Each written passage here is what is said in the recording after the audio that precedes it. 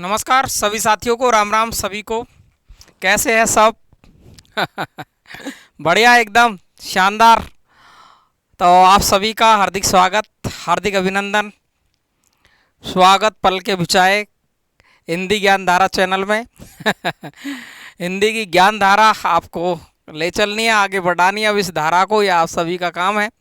आप सभी का फिर से स्वागत हिंदी ज्ञान धारा चैनल पर। साथियों, जहाँ से भी आप मुझे देख रहे हैं, बहुत प्यार आप दे रहे हैं, बहुत अच्छा लग रहा है मुझे भी।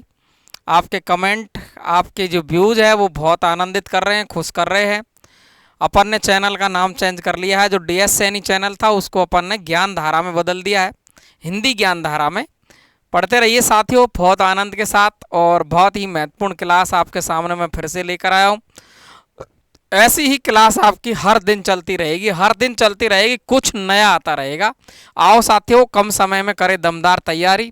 तो हम कम समय में दमदार करने की कोशिश कर रहे हैं, शॉर्ट कर रहे हैं, उसको इकट्ठा कर रहे हैं एक जगह पर। और ऐसा आपको मिलना बहुत दुर्लभ है, मिल तो सकता है खैर, लेकिन मिलना दुर्लभ है, क्योंकि बहुत मेहनत करनी पड़ेगी यदि आप भी ऐसा करोगे तो आपका प्यार प्रेम ऐसे ही बना रहे। लेकिन बहुत सारे लोग हैं, मेरे भाई हैं, मेरी बहन हैं, या मेरे साथी हैं, आप मित्र हैं, जो भी मुझे दोस्त मानना चाहते हैं, वो सब आप बिना सब्सक्राइब किए पढ़ रहे हैं, बहुत सारे लोग, 54%। तो साथियों, आपसे करबद्ध निवेदन है आपसे कि आप चैनल को सब्सक्राइब करें। आपका इतना सा काम है, मेरा लालच इसमें यही है, बस इतना सा, और कोई लालच नहीं है। तो आपको सब्सक्राइब करना, लाइक शेयर आपका काम है, कमेंट करना आपका, पुनर्बलन देना आपका काम है, मेहनत करना मैं कर रहा हूँ, आपको साथ में मेहनत जुड़ के करनी है। तो आज अपन क्या पढ़ने वाले हैं, आपके लिए हिंदी साहित्य में क्या खास होने वाला है। बहुत ही ज़बरदस्त, बहुत महत्वपूर्ण क्लास आपकी आज होने वाली है, जिसमें आप देखिए आपको शानदार चीज़ मिलेगी। मैंने यहाँ पर देखिए क्या क्या लिखा है। एक तो प्रमुख अवतार है ना, यहाँ से आपको काफ़ी बार सवाल यहाँ से पूछा गया है, प्रमुख अवतार से सवाल यहाँ से पूछा गया है।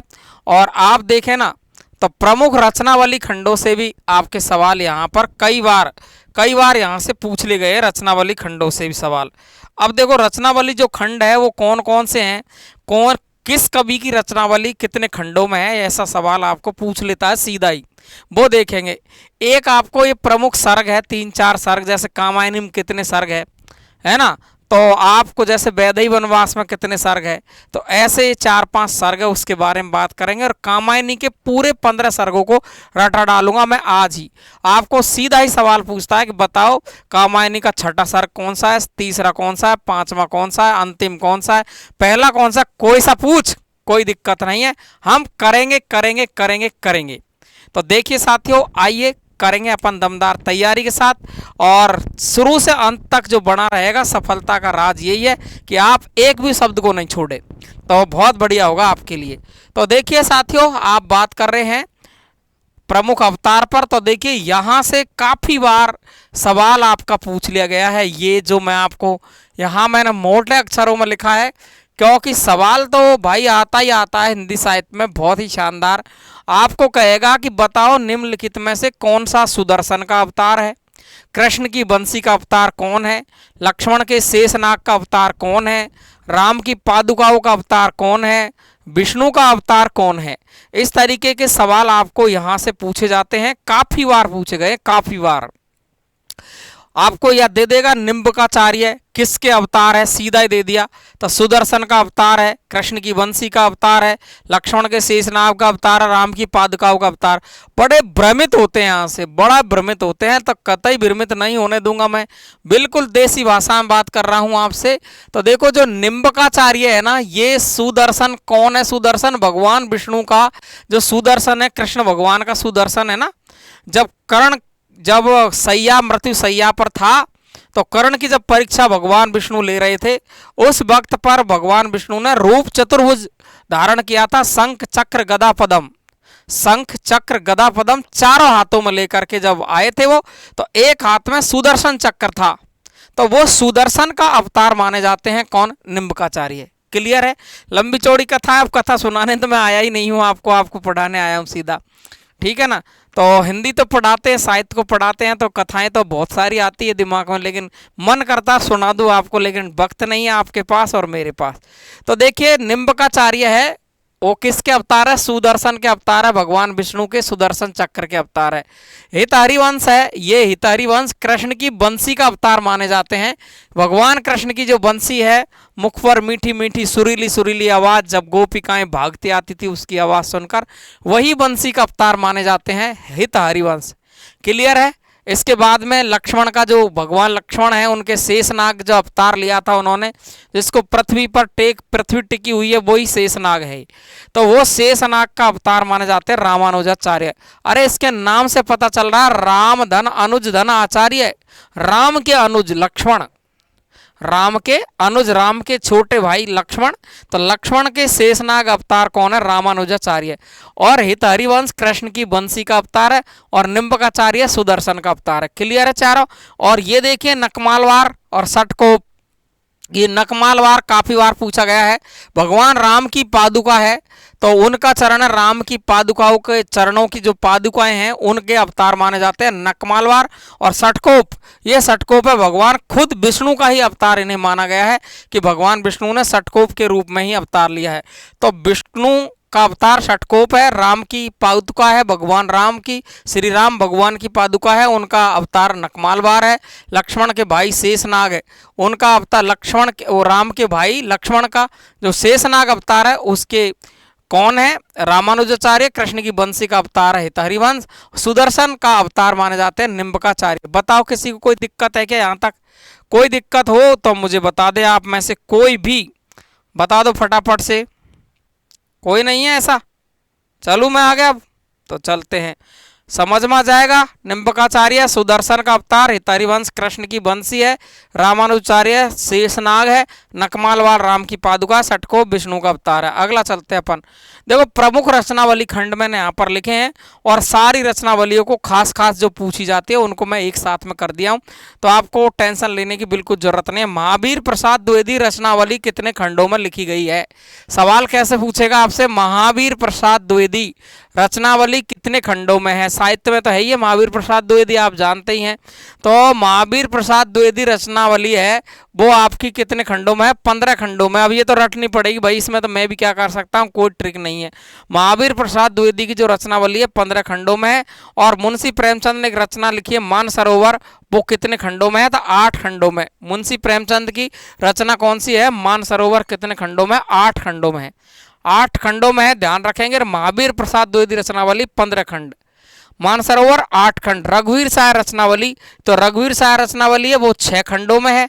और हजारी प्रसाद द्विवेदी ग्रंथावली है, ये रचनावली नहीं है, ग्रंथावली नाम है, 11 खंड है। और हरिवंश राय बच्चन ग्रंथावली वो 10 खंड में है। ध्यान से सुन लेंगे, काफी बार सवाल यहाँ से पूछ लिया गया। हरिवंश राय बच्चन ग्रंथावली 10 खंड है, हजारी प्रसाद द्विवेदी 11 खंड है, रघुवीर साय 6 खंड है, मानसरोवर के 8 खंड है, और महावीर प्रसाद द्विवेदी रचनावली के 15 खंड है। क्लियर है? तो ध्यान से रट लेंगे एक बार। महावीर प्रसाद द्विवेदी 15 खंड, मानसरोवर 8 खंड, और इसके साथ में 8 खंड में कविता कौमुदी और पढ़ेंगे रामनरेश त्रिपाठी की 8 खंडों में, ध्यान रखेंगे। तो महावीर प्रसाद द्विवेदी 15 खंड, मानसरोवर 8 खंड, रघुवीर साय 6 खंड, हजारी प्रसाद द्विवेदी है वो 11, और हरिवंश राय बच्चन है वो 10 खंड है। क्लियर है ना? आगे चलते हैं अपन। आगे देखिए आप, बाबा साहेब अम्बेडकर संपूर्ण वाङ्मय नाम से ये आपकी इनकी रचनावली मिलती है। बाबा साहेब अम्बेडकर संपूर्ण वाङ्मय नाम से 21 खंड में, और बहुत बार ये सवाल पूछ लिया गया है, इस बात को ध्यान रखेंगे। बाबा साहेब भीमराव अम्बेडकर है, उनकी रचनावली है, ये 21 खंडों में लिखी हुई है, ध्यान रखेंगे, शानदार वाली। निराला का मतलब कौन है? ये सूर्यकांत त्रिपाठी निराला। तो निराला रचनावली वो 8 खंडों में है, और रामनरेश त्रिपाठी की कविता कौमुदी भी 8 खंडों में, 3 के 8 खंड, ध्यान रखेंगे, 3 के 8 खंड है। निराला रचनावली 8 खंड है, प्रेमचंद की मानसरोवर 8 खंड है, और कविता कौमुदी 8 खंड है। मानसरोवर 8 खंड, निराला की रचनावली 8 खंड, कविता कौमुदी रामनरेश त्रिपाठी की 8 खंड। क्लियर है? और बाबा साहेब अम्बेडकर 15 खंड, महावीर प्रसाद द्विवेदी 15 खंड है ना? कितने खंड है? 15 खंड। क्लियर? इसके बाद में हरिवंश राय बच्चन 10 खंड, और हजारी प्रसाद द्विवेदी 11 खंड। हो गए याद? चले अपन आगे। निराला की रचनावली 8 खंड, अज्ञे संपूर्ण कविताओं का संकलन सदा नीरा नाम से किया है अज्ञे ने। और क्या नाम से किया है? सदा नीरा। इसके भाग कितने हैं? 2 भाग, ध्यान रखेंगे। रेणु रचनावली फणीश्वर नाथ रेणु, क्या नाम है? फणीश्वर नाथ रेणु। तो रेणु रचनावली नाम से 5 खंडों में, यह आपको ध्यान रखना है। रेणु रचनावली, फणीश्वर नाथ रेणु की जो रचनावली है रेणु रचनावली के नाम से है, 5 खंडों में है, ध्यान रखेंगे। निराला की साहित्य साधना है, वो निराला की साहित्य साधना रामविलास शर्मा ने लिखी है, ये मैंने यहाँ पर शॉर्ट में लिख दिया है। निराला की साहित्य साधना ये एक आलोचनात्मक कृति है और ये 3 भागों में 3 खंडों में इसको लिखा गया है, ध्यान रखेंगे। काफी बार सवाल पूछा गया है सीधा ही कि निराला की साहित्य साधना रचना किसने लिखी है? तो रामविलास शर्मा ने लिखी है, 3 खंडों में लिखी है। क्लियर है? आलोचनात्मक कृति है। कविता कौमुदी है, ये 8 खंड है। तो 8 खंड तो मैंने तुमको आपको रटाई दिए हैं, कितने? 3 जगह पे। निराला रचनावली, कविता कौमुदी, मानसरोवर, ये 8-8 खंडों में है। हरिवंश राय बच्चन 10 खंड, हजारी प्रसाद द्विवेदी 11 खंड है और महावीर प्रसाद द्विवेदी 15 खंड है। क्लियर हो जाएगा? ऐसे ही ध्यान रखना है। ये देखो, ये 15 खंड है, मानसरोवर 8 खंड, रघुवीर साय की 6 खंड, ये कंप्लीट अपन ने कर ही ली है। आगे चलते हैं अपन अब। तो आगे देखिए आप, ये आ गई आपकी माखनलाल चतुर्वेदी रचनावली, ये 10 खंड है। और एक और पढ़ी 10 खंड में अपन ने, कौन सी बताओ? जल्दी बताओ, 10 खंड में कौन सी पढ़ी है? हरिवंश राय बच्चन 10 खंड और माखनलाल चतुर्वेदी की रचनावली भी कितने हैं? 10 खंडों में। और नागार्जुन रचनावली 7 खंडों में है। नागार्जुन पर काफी बार सवाल पूछा गया है, तो नागार्जुन रचनावली 7 खंडों में। और मिट्टी की बारात, ये शिवमंगल सिंह सुमन की रचना है, शिव मंगल सिंह सुमन की रचना है, 5 खंडों में। तो देखो 5 खंडों में एक और पढ़ी है आपने, कौन सी पढ़ी है? देखो 5 खंड रेणु रचनावली, और 5 खंड ही इसके हैं मिट्टी की बारात। और कहते हैं संसार का दूसरा सबसे बड़ा शोक गीत इसको माना जाता है, संसार का दूसरा सबसे बड़ा शोक गीत। तो भाई संसार का सबसे बड़ा शोक गीत, संसार का सबसे बड़ा शोक गीत, संसार का सबसे बड़ा शोक गीत, सबसे बड़ा शोक गीत, सबसे बड़ा शोक गीत है वो कौन सा है? तो वो कौन है? सरोज स्मृति निराला की, ध्यान रखेंगे।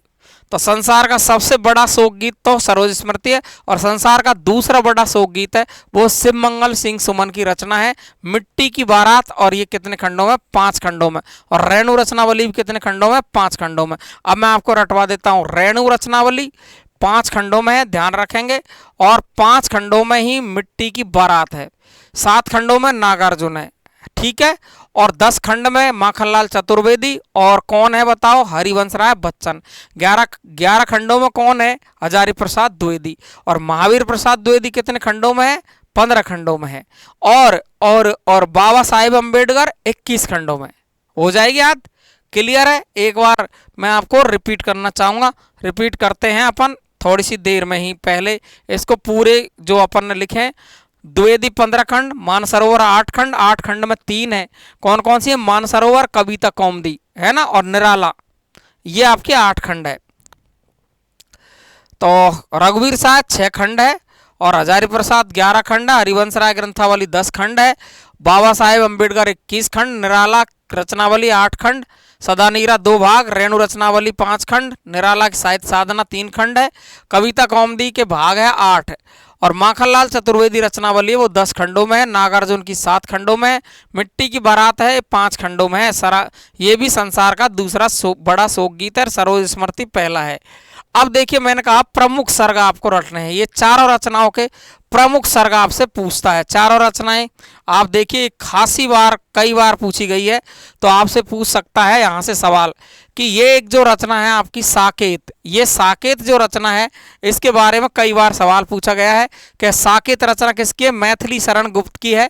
किसकी रचना है? मैथिली शरण गुप्त की है। और ये साकेत कितने सर्गों में लिखा हुआ है? तो 12 सर्ग। कितने सर्ग है इसके? 12, ध्यान रख लेंगे।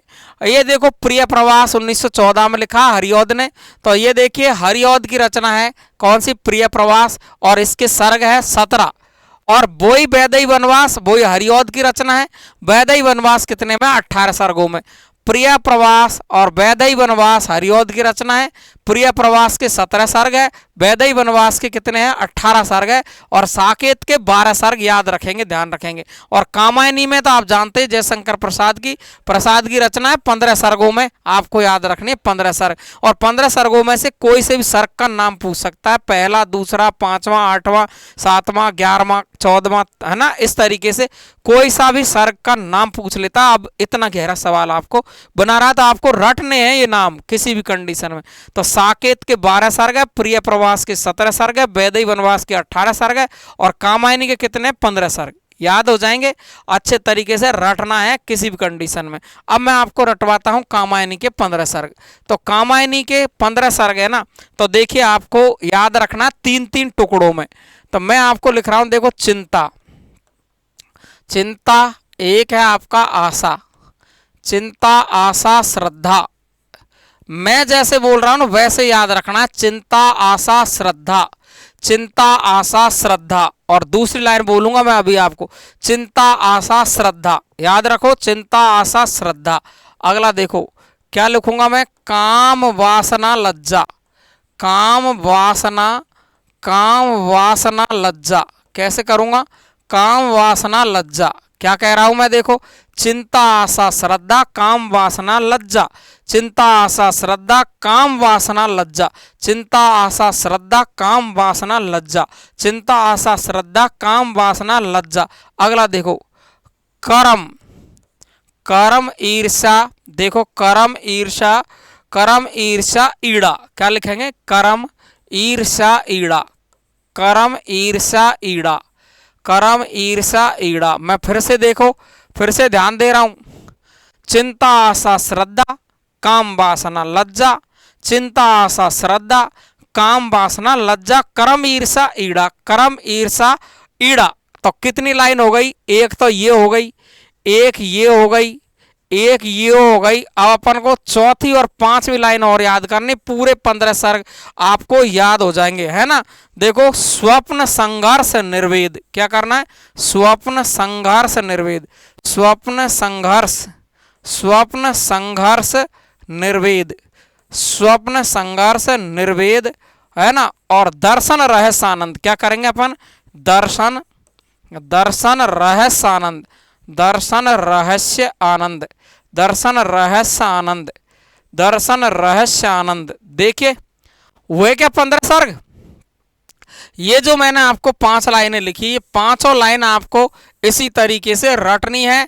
कैसे रटनी है, देखो कहां से चालू करनी, चिंता, आशा, श्रद्धा, काम, वासना, लज्जा, कर्म, ईर्ष्या, ईड़ा, स्वप्न, संघर्ष, निर्वेद, दर्शन, रहस्य, आनंद, चिंता, आशा, श्रद्धा, काम, वासना, लज्जा, चिंता, आशा, श्रद्धा, काम, वासना, लज्जा। मन ही मन में बोलते रहो, चिंता, आशा, श्रद्धा, काम, वासना, लज्जा, चिंता, आशा, श्रद्धा, काम, वासना, लज्जा। और फिर कहां से चालू करें, कर्म, ईर्ष्या, ईड़ा। ध्यान रखो, कर्म, ईर्ष्या, ईड़ा, कर्म, ईर्ष्या, ईड़ा, कर्म, ईर्ष्या, ईड़ा, स्वप्न, संघर्ष, निर्वेद। और लास्ट की पंक्ति ऐसे रखोगे, दे, निर्वेद, और फिर दे से चालू कर दो, दर्शन, रहस्य, आनंद, दर्शन, रहस्य, आनंद। तो चिंता, आशा, श्रद्धा, चिंता, आशा, श्रद्धा, काम, वासना, लज्जा, कर्म, ईर्ष्या, ईड़ा, स्वप्न, संघर्ष, निर्वेद, दर्शन, रहस्य, आनंद। इनका क्रम कैसे है, ये बात ध्यान रखना है, ऐसे गलती नहीं कर देनी है, बहुत कठिन है ये चीज, ध्यान रखेंगे। नंबर 1 है, नंबर 2 है, तीसरा सर्ग श्रद्धा है, चौथा सर्ग काम है ना, 5वां सर्ग वासना है, छठा सर्ग लज्जा है, 7वां सर्ग कर्म है, 8वां सर्ग है ईर्ष्या है, 9वां सर्ग ईड़ा है, और आपका देखिए यहाँ पर 10वां सर्ग है स्वपन, 11वां सर्ग है संघर्ष, और 12वां सर्ग है निर्वेद, और 13वां सर्ग है दर्शन, 14वां सर्ग है रहस्य, और 15वां सर्ग है आनंद। पहला सर्ग कौन सा है, चिंता। यहाँ से अंतिम सर्ग कौन सा है, आनंद। कभी कभी ऐसा सवाल भी पूछा गया है कि पहला सर्ग कौन सा है, चिंता, अंतिम सर्ग कौन सा है, आनंद। तो चिंता, आशा, श्रद्धा, काम, वासना, लज्जा, चिंता, आशा, श्रद्धा, काम, वासना, लज्जा, कर्म, ईर्ष्या, ईड़ा, चिंता, आशा, श्रद्धा, काम, वासना, लज्जा, कर्म, ईर्ष्या, ईड़ा, और स्वप्न, संघर्ष, निर्वेद, और दर्शन, रहस्य, आनंद। हो गया काम, हो गया खटके से याद आ गया मजा।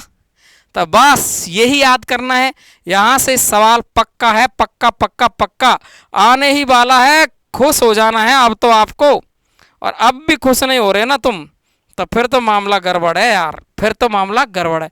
तो साथियों कैसी रही है क्लास, आप बताओ, ईमानदारी से बताना क्या मज़ा आया कि नहीं आया? 99 83 37 42 93 पर आप व्हाट्सअप कर सकते हैं कोई भी संपर्क के लिए, मेरे से संपर्क के लिए, है ना। तो आप सभी को बहुत बहुत नमस्कार। हिंदी ज्ञान धारा चैनल आप सभी का परिवार है, बढ़ाते रहेंगे DS सैनी चैनल को आगे। बहुत ही शानदार तरीके से अपन पढ़ने वाले इतिहास, ऐसे ही रच रच के, मेहंदी लगा लगा के, नाच नाच के। और जब देखना तुम क्वेश्चन आएंगे तब देखना आप कितना मजा आएगा जब टेस्ट सीरीज हल करेंगे अपन को। अरे आनंद आ जाएगा, आनंद। एक एक सवाल को खोल खोल करके पढ़ाऊंगा, नाच नाच करके, है। तो आज इतना ही। नमस्कार सभी को, थैंक यू सो मच। बहुत बढ़िया। कमेंट बॉक्स में ज़रूर लिखें। अगर आपका मन जीत लिया हो तो सब्सक्राइबर करना है, लाइक करना है, शेयर करना आपका काम है, पढ़ाना मेरा काम है। Thank you so much. Comment box में ज़रूर लिखना है। राम राम साहब।